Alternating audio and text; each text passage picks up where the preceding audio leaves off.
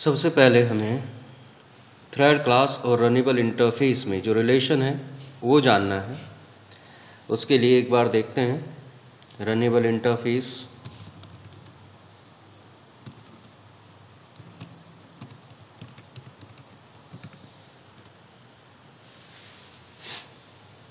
यहां पर देखिएगा रनेबल इंटरफेस है, इसमें केवल एक मेथड है रन। अब हमें ये जानना है कि थ्रेड क्लास इस इंटरफेस को इंप्लीमेंट करती है कि नहीं करती है।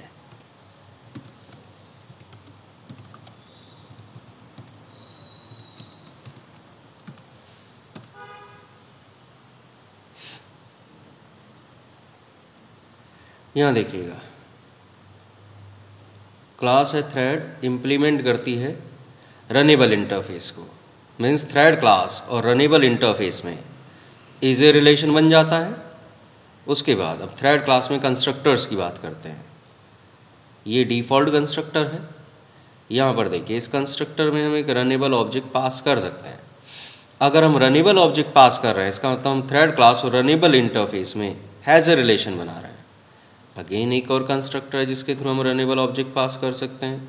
फिर एक और कंस्ट्रक्टर है। यहां पर इस तरह से आपको बहुत सारे कंस्ट्रक्टर दिखाई देंगे जिनमें आप रनेबल ऑब्जेक्ट पास कर सकते हैं। जब भी आप इनमें से किसी एक कंस्ट्रक्टर का यूज करके थ्रेड क्लास का ऑब्जेक्ट बनाएंगे, इसका मतलब आप थ्रेड का रनेबल के साथ हैज ए रिलेशन बना रहे होंगे। तो जैसा आपको बताया गया था, डिफॉल्ट रिलेशन इज ए है और हैज ए रिलेशन आप बना सकते हैं। इतनी बात समझ में आती है। अब आगे की बात करते हैं। यहां पर देखिएगा आपको बताया गया था कि हम अपना थ्रेड दो तरीके से बना सकते हैं। दोनों तरीके में हमें रनेबल इंटरफेस को इंप्लीमेंट करना होता है। तो यहां पर हमने पहले रनेबल इंटरफेस को डायरेक्टली इंप्लीमेंट किया है। मैंने अभी आपको दिखाया था कि रनेबल इंटरफेस के अंदर रन मेथड है। यहां पर हमने रन मेथड डिफाइन किया। आपको बताया गया था कि कोई भी मेथड किसी थ्रेड के बिना एग्जीक्यूट नहीं हो सकता। कारण मेथड में इंस्ट्रक्शंस होती हैं जिन्हें स्टोर करने के लिए मेथड एरिया चाहिए। मेथड में लोकल वेरिएबल्स होते हैं जिन्हें स्टोर करने के लिए स्टैक चाहिए। स्टैक और मेथड एरिया थ्रेड को अवेलेबल कराए जाते हैं, इसलिए हर एक मेथड किसी थ्रेड में एग्जीक्यूट होता है। ठीक है। आपको यह भी बताया गया था कोई भी मेथड ये पता लगा सकता है कि वो किस थ्रेड में एग्जीक्यूट हो रहा है। तो अगर ये रन मेथड एग्जीक्यूट होगा तो किसी थ्रेड में एग्जीक्यूट होगा। हम जानना चाहते हैं किस थ्रेड में एग्जीक्यूट होगा। उसके लिए हमने थ्रेड क्लास में आपको एक मेथड बताया था करंट थ्रेड। यहां पर जैसे ही रन मेथड इन्वोक होगा, ये करंट थ्रेड के लिए जो थ्रेड ऑब्जेक्ट होगा उसका रेफरेंस ऑब्टेन करेगा। आपको बताया गया था हर एक थ्रेड का कोई नाम होता है। तो यहां पर हम प्रिंट करेंगे कि जो रन मेथड है माई रनेबल क्लास का, वो किस थ्रेड में एग्जीक्यूट हो रहा है। उसके बाद यहां पर हमने एक लूप लगाया है जो 10 टाइम चलेगा। 1 से लेके 10 तक वैल्यू प्रिंट करेंगे। ये वैल्यू किस मेथड से प्रिंट हो रही है उसके लिए हमने यहां पर मेथड का नाम लिख दिया। हर एक आइट्रेशन के बाद हम एक करंट थ्रेड को 1 सेकंड के लिए सस्पेंड करेंगे ताकि अगर कोई दूसरा थ्रेड है तो वो भी कॉन्करेंटली चल सके। यहां पर हम देखना चाहते हैं सीक्वेंशियल एग्जीक्यूशन और कॉन्करेंट एग्जीक्यूशन में क्या फर्क होता है। दूसरी क्लास बनाई है मल्टी थ्रेड नाम से। इस क्लास के अंदर मेन मेथड है। अब अगर ये मेथड है तो ये भी किसी ना किसी थ्रेड के अंदर एग्जीक्यूट होगा। किस थ्रेड के अंदर एग्जीक्यूट होगा? ये मेन थ्रेड। चलिए देखते हैं।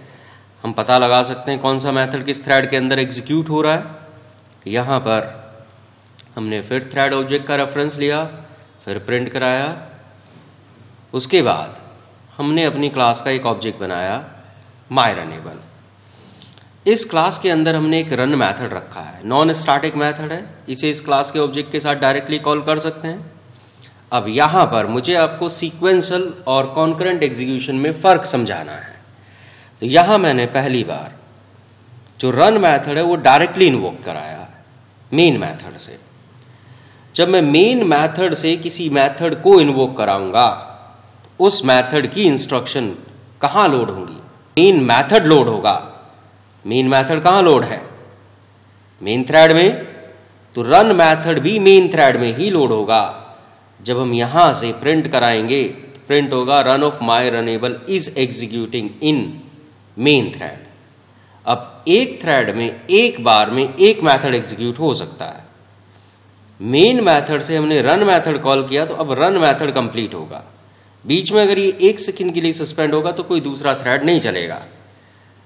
वास्तव में दूसरा थ्रेड यहां गार्बेज कलेक्टर है, उसकी आउटपुट हमें नहीं दिखेगी कि हो क्या रहा है। हमारा अपना बनाया हुआ थ्रेड या मेन थ्रेड के अलावा कोई दूसरा थ्रेड अभी नहीं है, तो केवल मेन थ्रेड है। वो अगर 1 सेकंड के लिए सस्पेंड होता है तो कोई दूसरा काम आपको दिखेगा नहीं।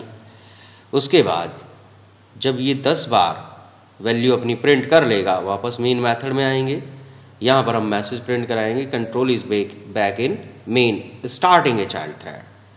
अब आपको बताया गया था जो रनेबल ऑब्जेक्ट है वो वास्तव में एक वर्कर को रिप्रेजेंट करता है। उसके पास एक रन मेथड होता है जिसे हम as an independent thread execute करा सकते हैं, लेकिन वो अपने आप एग्जीक्यूट होगा नहीं।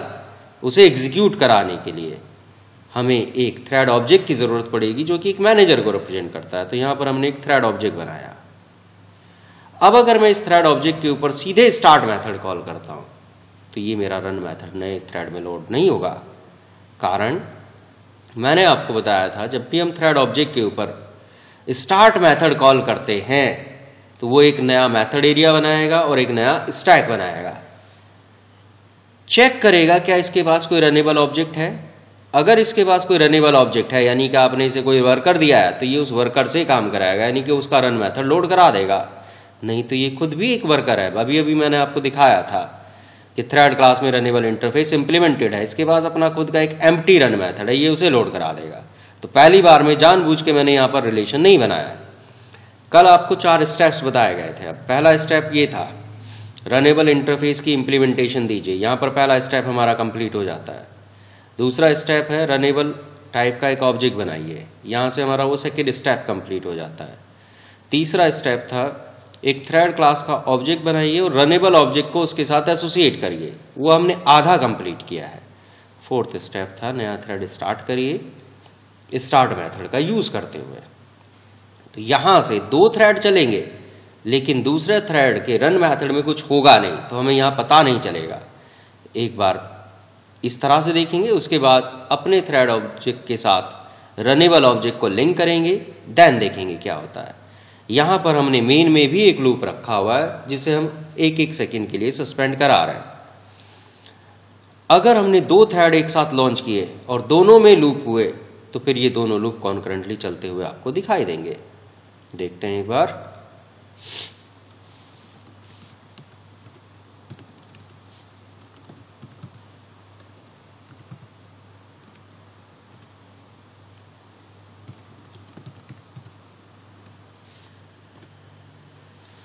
यहां पर देखिएगा main is executing in main thread, run is executing in main thread. अब यहां पर केवल रन रन रन आ रहा है, इसका मतलब एक बार में एक मेथड एग्जीक्यूट हो रहा है। अब फिर वापस मेन मेन मेन आ रहा है, हमारा रन मेथड एग्जीक्यूट नहीं हो रहा है। हमने एक थ्रेड स्टार्ट किया लेकिन आपको यहां आउटपुट से नहीं पता चला कि एक नया थ्रेड स्टार्ट हुआ है। कारण यहां पर ये थ्रेड ऑब्जेक्ट का इस रनेबल ऑब्जेक्ट के साथ कोई रिलेशन नहीं है। अब हम यहां पर हैज ए रिलेशन बना देते हैं। अब एक बार फिर देखते हैं।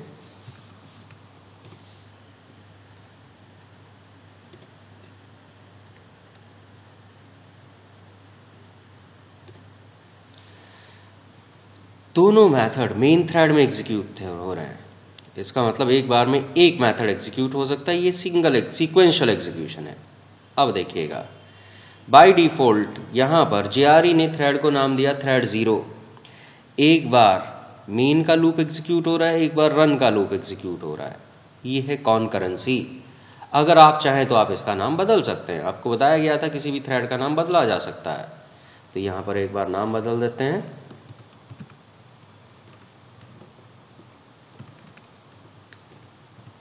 एक बार फिर देखते हैं अब की बार क्या आउटपुट आएगी।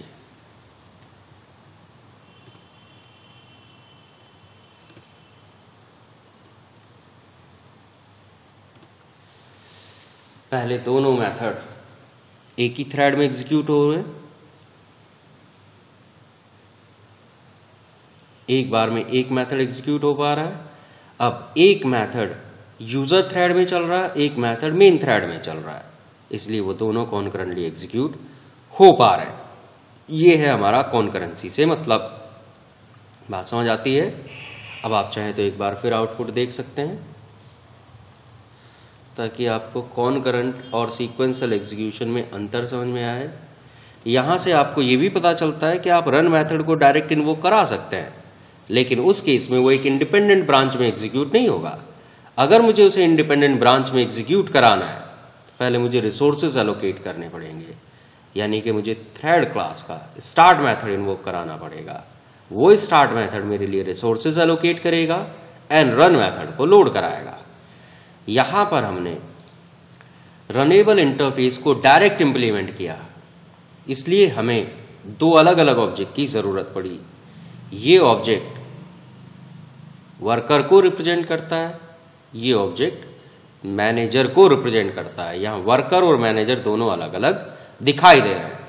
अगर हम इनडायरेक्टली इंप्लीमेंट करें तो एक ही ऑब्जेक्ट दोनों रोल प्ले करने लगेगा। देखते हैं एक बार। यहां पर देखिएगा, अब की बार हमने थोड़ा सा चेंज किया है। पिछली बार हम रनेबल इंटरफेस को इंप्लीमेंट कर रहे थे, अब की बार हम थ्रेड क्लास को एक्सटेंड कर रहे हैं। मीन्स अब की बार हम रनेबल इंटरफेस को इनडायरेक्टली इंप्लीमेंट कर रहे हैं। दोनों अप्रोच में हमें रनेबल इंटरफेस को इंप्लीमेंट करना होता है। इसमें हमने कोई चेंज नहीं किया, सेम मेथड है। यहां से पहले हम पता लगाएंगे किस थ्रेड में एग्जीक्यूट हो रहा है, देन एक लूप रखा हुआ है जिसमें हर एक आइटरेशन में 1 सेकंड के लिए करंट थ्रेड को सस्पेंड कराएंगे। मेथड कंप्लीट होने के बाद एक मैसेज प्रिंट कराएंगे। यहां पर पहले की तरह से हम पता लगाना चाहते हैं मेन मेथड किस थ्रेड में एग्जीक्यूट हो रहा है। उसके बाद यहां पर हमने अपनी क्लास का एक ऑब्जेक्ट बनाया है। अब जो हम अपनी क्लास का ऑब्जेक्ट बना रहे हैं वो ऑब्जेक्ट केवल वर्कर नहीं है। यहां पर देखिए, अब की बार हमने थोड़ा चेंज कर दिया कमेंट में। हमने लिखा है ये एक मैनेजर कम वर्कर है।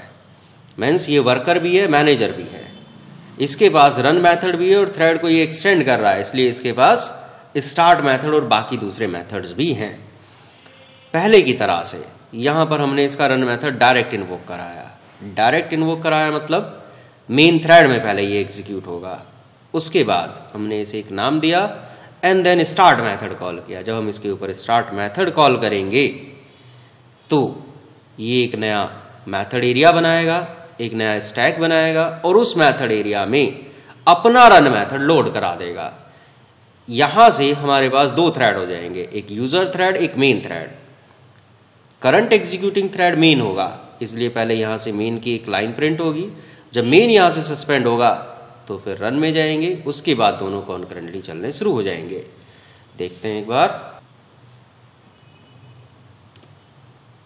कोड हमारा कंपाइल हो गया, अब इसे एग्जीक्यूट कराते हैं।